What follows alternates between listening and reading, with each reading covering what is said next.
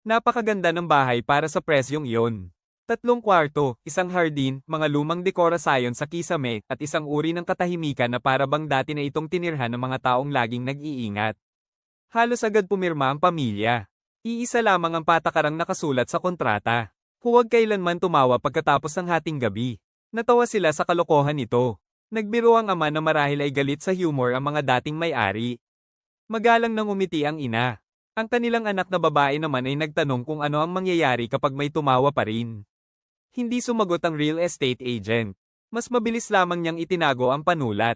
Normal ang mga unang gabi. Bahagyang lumalangit-ngit ang bahay. Pumapasok ang hangin sa ilalim ng mga pinto.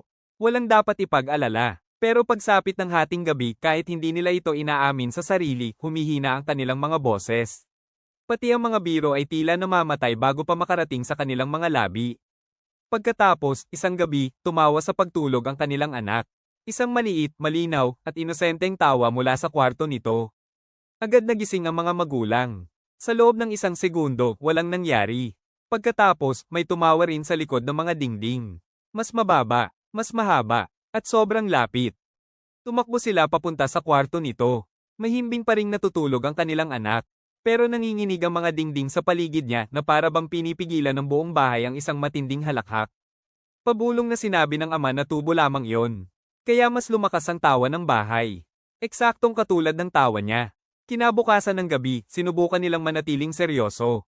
Walang telebisyon, walang cellphone, walang hindi kailangang pag-uusap. Pero pagkalipas ng hating gabi, nagsimulang ulitin ng mga dingding ang dati nilang mga tawa. Ang mga tawa nila habang naghahapunan. Ang mga tawa nila nung lumipat sila. Ang mga tawag na kalimutan na nila. Itinago pala ng bahay ang lahat. Pagsapit ng 3:00, nagising ang bata at tumitig sa kisame. Mahina niyang sinabi na may nagkukwento sa kanya ng mga joke sa loob ng dingding. Mga joke na napakatanda na. Mga joke na ayaw matapos. Pagkatapos, napangiti siya nang hindi niya mapigilan. Tinaakpan ng kanyang ina ang bibig niya, pero huli na.